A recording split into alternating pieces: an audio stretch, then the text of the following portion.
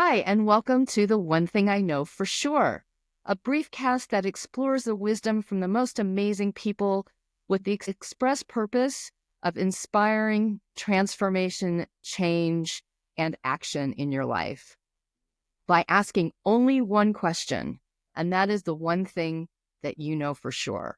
Today, my guest is Erin Jones. She is an amazing owner of a company called Development Guru that specializes in sales success, amplifying that sales success all over the world. She's an amazing leader and has helped so many people really achieve their goals in their sales roles across SaaS companies all over the place. Erin, welcome. I'm so happy that you're here with me today. Thanks, Wendy. Happy to be here. Thanks for taking the time. Okay, we'll jump right in. Erin, Yeah. what is the one thing that you know for sure? Well, I know for sure that your thoughts are the most powerful sales tool you have, and learning how to manage your thoughts will change the outcome of everything in your life.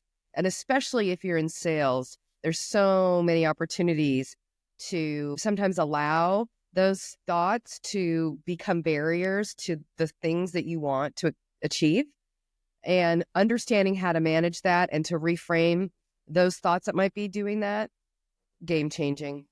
Okay, that sounds absolutely amazing. I've learned over my own life that the only thing you really can control, and it's funny, we have another guest who talks a little bit about this. The only thing you can really control is you, right?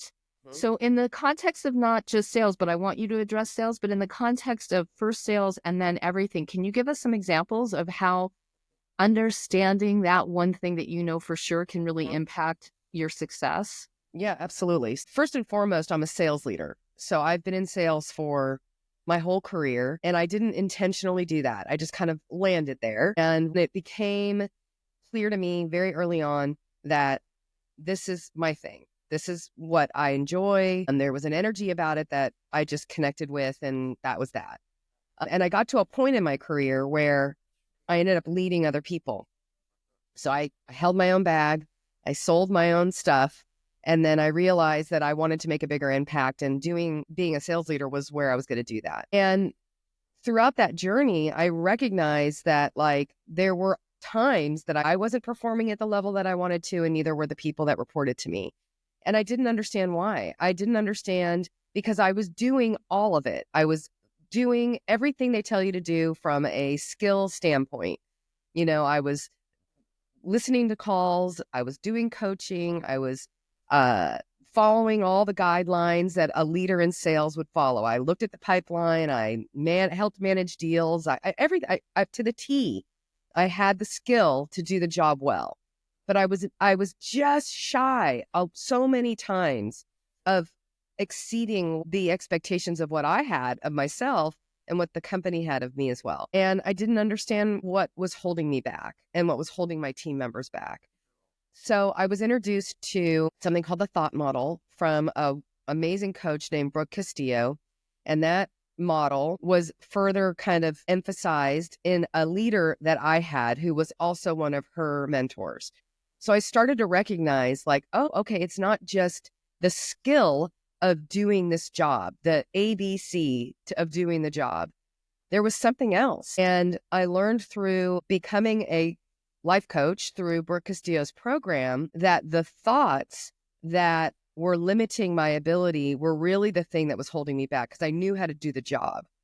And recognizing when a employee of mine was having those limiting beliefs, I could see where they were having those limiting beliefs, interestingly, through my own process of becoming certified in this method. And when I finally recognized that it's two parts, you got to understand how to do the job, but more importantly, you've got to understand what's holding you back from being successful in the way that you think. And so, to give you an example, there are circumstances that happen around us all the time. And I'll use sales as an example because that's the easiest one to kind of consume quickly. And this is the very basic, right? So you get a quota. The company says to you, you have to do $1 million in sales this year. Yes, we understand last year you did $750,000, but this year we need you to do $1 million. Just that factual statement or circumstance, you could call that a circumstance, can create all kinds of different thinking. And hopefully when you hear that fact, your quota this year is $1 million, your thought about that is, oh, heck yeah, I can do that, as an example. But oftentimes in that circumstance, the thought could be, there's no way I can do that. Got it. So what people need to understand, and what I really, when the light bulb turned on, was when I recognized that a circumstance isn't the challenge. It's just a fact. It's just what is. My quote is $1 million. I could see it on a piece of paper. That is reality. It could be challenged in a court of law, and everyone would agree, well, that's your quota. That makes it a fact. If my thought is, there's no way that's going to happen, because the circumstance creates the belief that, that something is going to be good or something isn't. So if I'm thinking that's impossible, that thought is going to create a feeling in my body. And interestingly, a feeling is what drives your actions. Yeah. Not the thought. belief system, not the thought. Well, the thought drives the emotion, the belief or the non-belief that makes you feel either good or bad. It's so interesting. And I'm just quickly interjecting because it's something that as a transformation coach and somebody whose approach is always first internal, then external. It's so interesting how most people that I've coached don't believe that our emotions are really our superpower, right? Like our emotions are something we can use instead of something to be afraid of or shut down, even when the emotion is fear or negative. Do you know what I mean? Well, exactly. And and the key is being able to connect a feeling to a thought that you're having, because in reality, the way to change the feeling is to reframe the thinking. Right. So the way that I see it is that if you don't understand that a circumstance or anything that's happening around you isn't the cause to an outcome you don't want, the cause to the outcome that you don't want is the way you think about that circumstance. Right. And if that thought makes you feel bad, then that feeling is going to drive a bad reaction or action or inaction.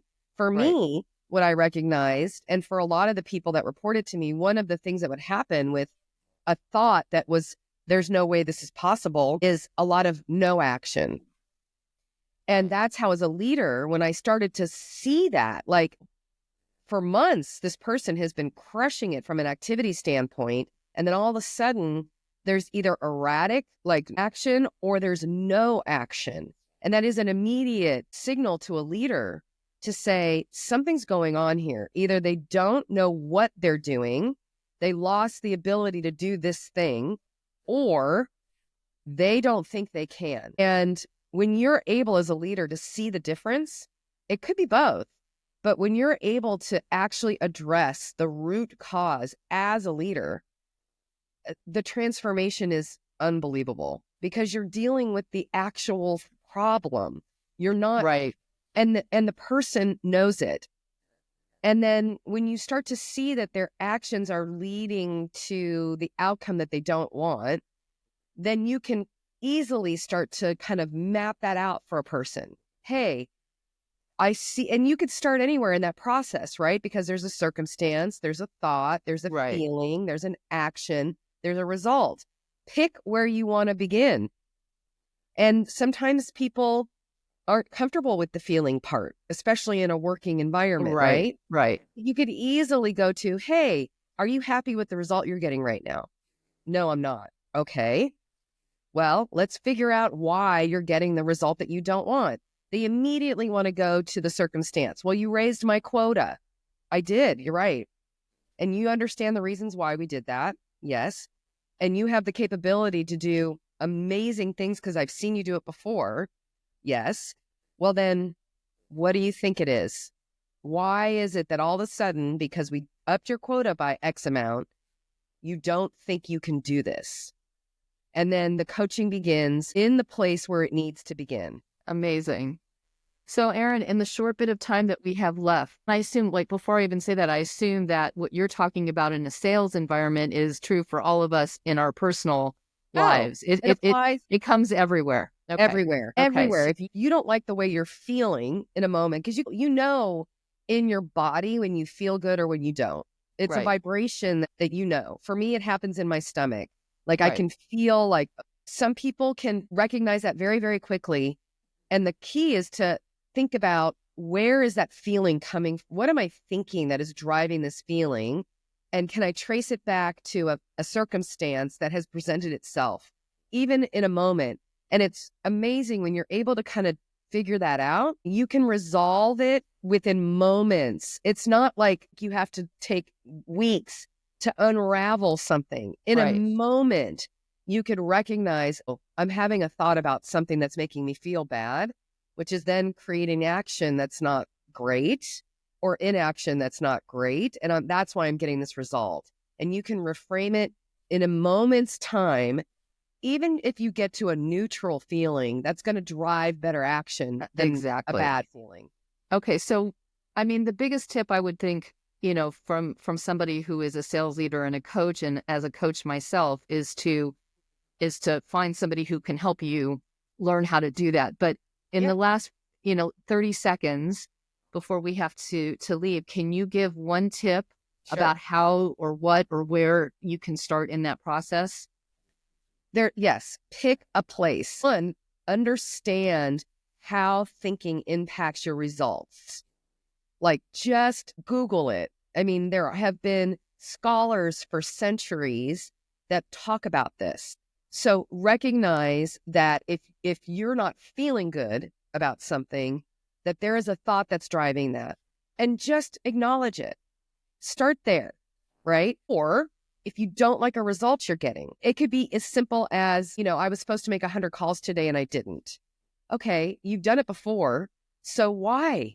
Why What's didn't you? preventing you from doing it? Just the awareness is the place to start. All right. And you could pick a million different authors, thought leaders, anybody. Tony Robbins is a big one. I mean, Brooke Castillo, my mentor, Chris Plackey, my mentor, you name it, Socrates, like anything, you could find reasons why. Just become aware of it first and foremost. Love it. Awareness is always key. Erin, thank you so much. If there's anybody who wants to reach out to you for your insight and your training, where can they find you? I mean, the best place to reach me is on LinkedIn. You could just search Erin Jones and you'll see my profile. Reach out to me and message me via LinkedIn, and I'm happy to talk through any of this with you, especially those of you that are first time.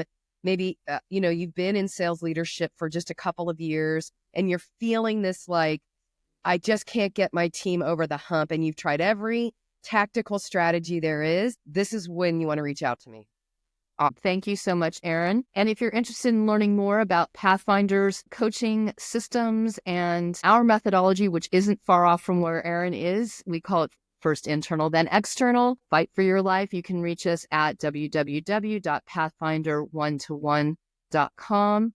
Erin, I thank you so much for all that you do. I know that you have made many people very successful, and I appreciate your time today to let us know what is the one thing that you know for sure.